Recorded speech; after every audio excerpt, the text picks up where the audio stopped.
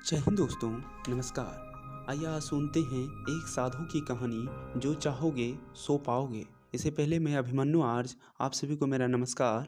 आपने अगर अपने राष्ट्र प्रेमी चैनल को अभी तक सब्सक्राइब नहीं किए हैं तो प्लीज़ आगे बढ़ने से पहले सब्सक्राइब जरूर कर लें। आइए सुनते हैं आज जो चाहोगे सो पाओगे एक साधु की कहानी। एक साधु घाट के किनारे अपना डेरा डाले हुए था। वहाँ वह धुनी रमाकर दिन भर बैठा रहता और बीच बीच में ऊंची आवाज़ में चिल्लाता, जो चाहोगे सो पाओगे, जो चाहोगे सो पाओगे। उस रास्ते से गुजरने वाला लोग उसे पागल समझते थे, उसकी बातों को सुनकर अनसुना कर देते और जो सुनते वो उस पर हंसते थे। एक दिन एक बेरोजगार युवक उस रास्ते से गुजर रहा था।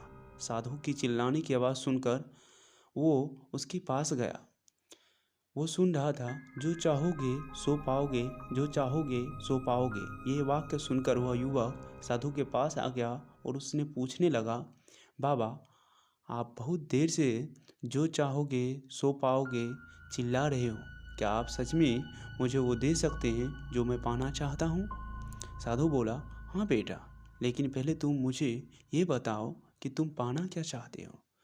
बाबा, मैं चाहता हूँ कि एक दिन मैं हीरों का बहुत बड़ा व्यापारी बनूँ। क्या आप मेरी ये इच्छाएं पूरी कर सकते हैं? युवक बोला, बिल्कुल बेटा, मैं तुम्हें एक हीरा और एक मोती देता हूँ, उससे तुम जितना चाहे हीरे मोती बना लेना। साधु बोला। साधु की बात सुनकर युवक की आंखों में आशा की ज्योति चमक उठी। फिर साधु ने उसे अपनी दोनों हथेलियाँ आगे बढ़ाने को कहा। युवक ने अपनी हथेलियाँ साधु के सामने कर दी। साधु ने पहले उसकी एक हथेली पर अपना हाथ रखा और बोला, बेटा, ये इस दुनिया का सबसे अनमोल हीरा है। इसे समय कहते हैं। इसे जोर से अपनी मुट्ठी में जकड़ लो। इसके द्वारा तुम जितना चाहो उतने हीरा बना सकते हो। इसे कभी अपने हाथों से निकलने मत देना।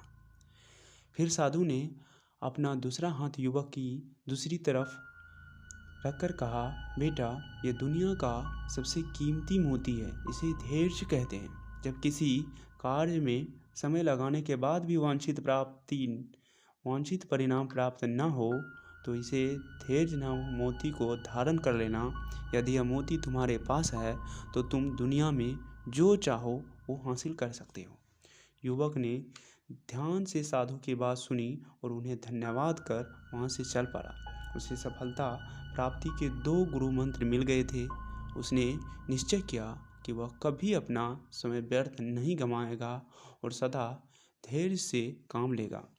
कुछ समय बाद उसने हीरे के एक बड़े व्यापारी के यहाँ काम करना प्रारंभ किया।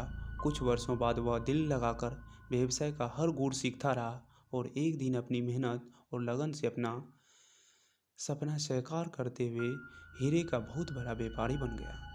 सीख। तो दोस्तों, इससे आप क्या सीखे? लक्ष्य प्राप्ति के लिए सदा समय और धैर्य नाम के हीरे मोती अपने साथ रखें। अपना समय कभी व्यर्थ ना जाने दें और कठिन समय में धैर्य का दामन न छोड़ें। सफलता अवश्य प्राप्त होगी। जय हिंद। आपको अगर यह कहानी अच्छी लगी तो आप अपने चैनल को सब्सक्राइब जरूर कर लें। जय हिंद।